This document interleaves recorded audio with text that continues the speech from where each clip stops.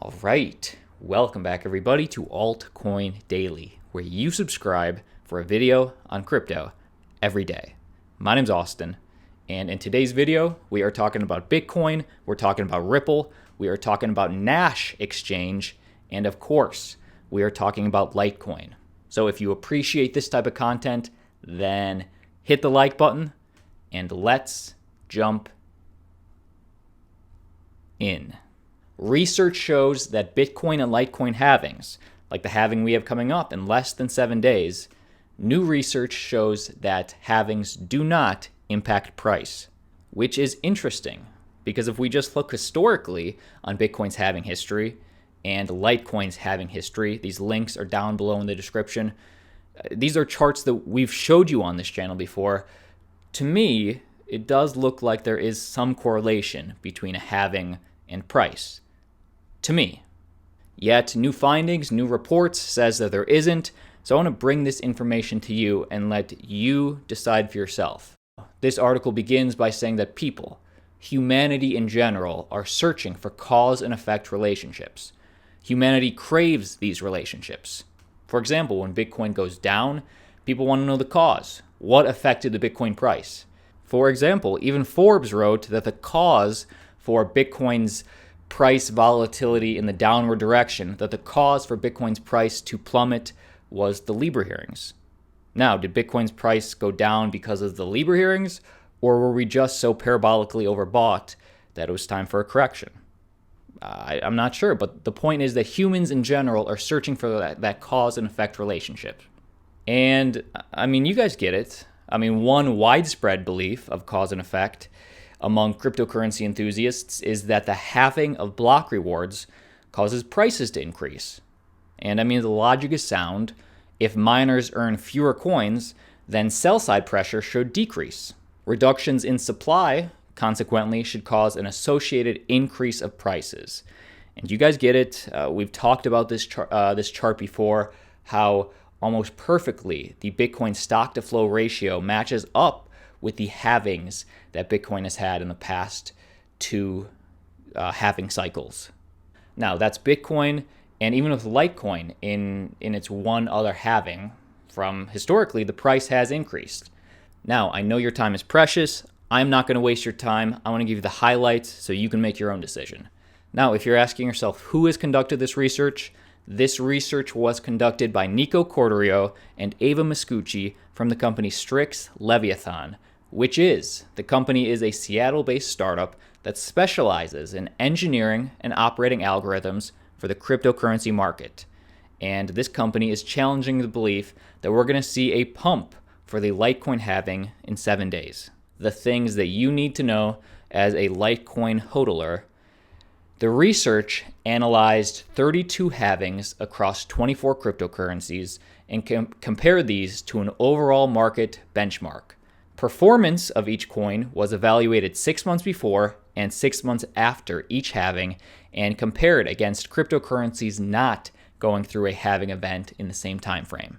Now, right off the bat, I do take a little bit of an issue with this because I want to know which cryptocurrencies they analyzed that had halvings, because if Bitcoin and Litecoin, it's still heavily debated if Bitcoin is a store of value, let alone Litecoin. If we go down the list on other halvings, I just don't think that's quite the same thing as analyzing the big dogs. I don't know. Let me know what you think down below in the comments. And like I said, the research, I'm going to link that all down in the description. But the takeaways were this. In its past halving, yes, Litecoin did outperform the market in the months leading up to both halvings. So I guess they're taking into account this one in 7 days as well. But performance fell to the bottom 25% of the market following the first halving. So yes, Bitcoin did pump prior to the halving, but the time that it actually happened, Bitcoin was dipping down, bottoming out at 25% of the market. That was Litecoin. Bitcoin displayed the polar opposite behavior of Litecoin, with poor relative performance leading up to the halving and a strong relative performance after the halving. Now, you make your own conclusions, but according to the research, we will not see a price pump for Litecoin in 7 days. Because basically what that research is saying is that the price doesn't pump because the halving, the price pumps because of the hype. And yes, we see that with Litecoin. We see that with Bitcoin. We just don't usually see a pump on the exact day of the halving. What we do see as the market matures, as Bitcoin and Litecoin mature, we do see a pump. It just might not be that day. Now, if you want more of a big picture look, if you want to know what gives Litecoin value, what is Litecoin? And also, why does the price historically tend to pump at past halvings? Check out this video. I'm going to link this in the description. And let me know down in the comments what you think. Because I just wanted to give you all the information so you can make your own decision. But I will share you what my plan is for these 7 days as Litecoin is approaching, what I plan to do. Because I do own a small bag of Litecoin from back in the day.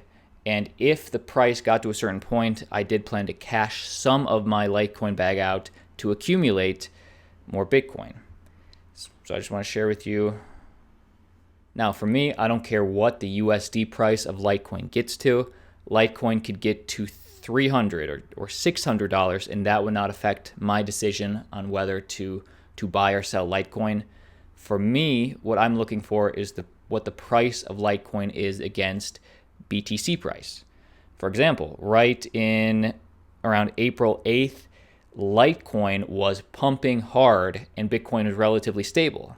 So you see the BTC value of Litecoin right here in the orange went up. And of course, if we bring that to today, Litecoin's BTC value is way down. Now, for me, if the opportunity presents itself, if Litecoin's BTC price gets anywhere near the price of, I guess, the highest that it's been in the last 3-4 months, then for me, I might cash a little out. But if it never happens, then I'm willing to wait. Or until maybe we wait long enough and the market matures. For Litecoin, as more information comes up in the last 7 days, I will keep you informed either on this YouTube page or Twitter. And if you're wondering, what is the community doing? Because I'm just one guy. I'm a cryptocurrency enthusiast. But if you're wondering, is the community thinking of buying or selling? And believe me, I think more and more people are thinking of just hodling. The price of Litecoin is looking pretty weak against Bitcoin, as we just saw. But if you're wondering what the community is doing, I put a poll out on Twitter. There has been, let me refresh this. There has already been over 200 votes. So 200 people have voted. It's pretty interesting, the results so far. But head over to the Twitter page and just let the community know what you're doing with your Litecoin. Anyways, next piece of news, breaking out of Nash Exchange. Nash will officially go live on August 23rd, 2019. Anytime in the crypto space that we get these updates, I always bring it to you. But if you're wondering, what is Nash Exchange and why should I care? Well, it has a mission of bringing distributed finance to everyone. 5 open source blockchain developers have come together to form a distributed finance platform using blockchain technology that allows for a decentralized and non-custodial crypto trading. And with Nash, unlike centralized asset exchanges that use a mediating third party to facilitate trades between buyers and sellers, Nash is a decentralized exchange, which offers self-custody solutions. So the reason that I wanted to bring this to you is because the hype around Nash is that they'll be the next Binance.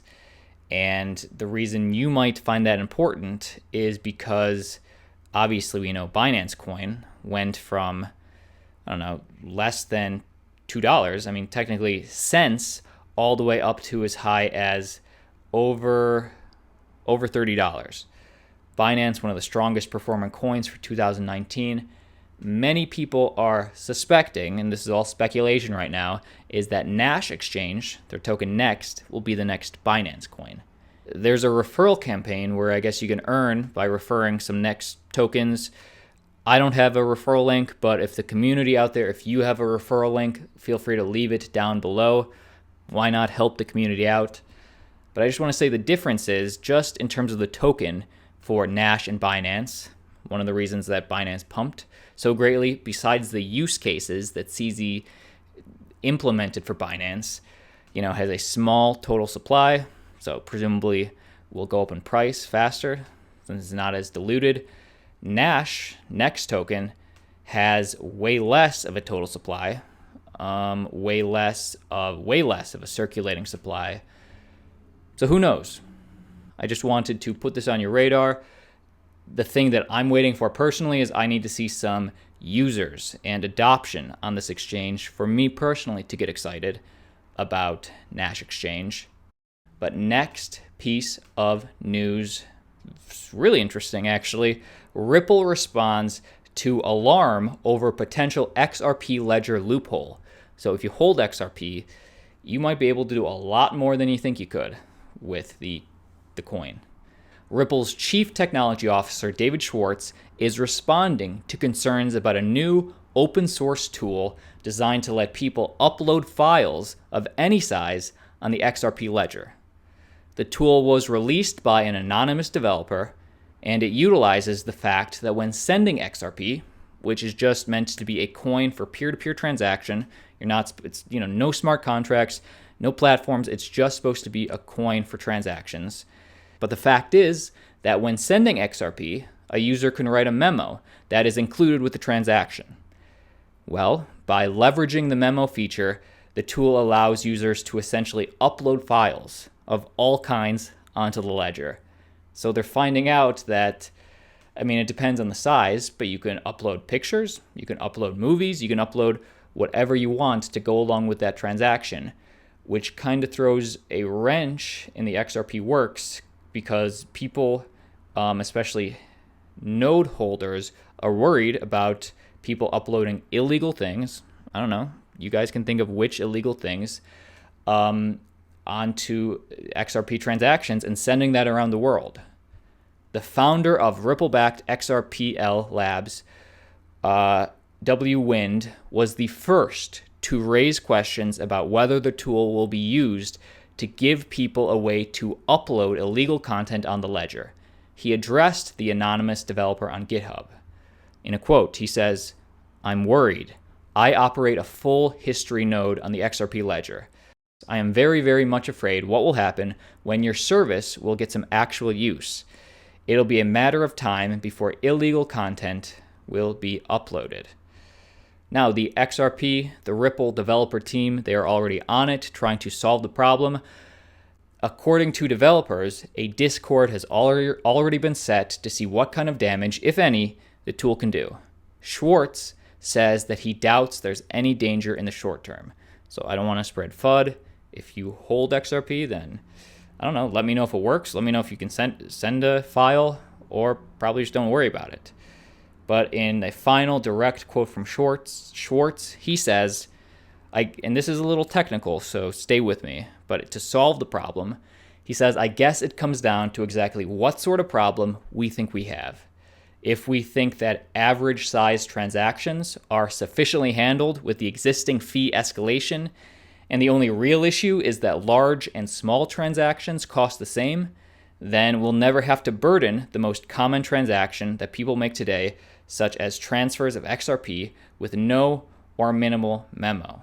So it's all about fees and spamming the network. And, I'll leave you to list what he plans to do with bad actors. But again, they're discussing whether they should change the fee structure so they get less spam, or with normal transactions, people like you and me using the network, they'll get no spam. So they're on it. As more information comes into play, I will keep you in play. All right. And like always, I'll see you tomorrow.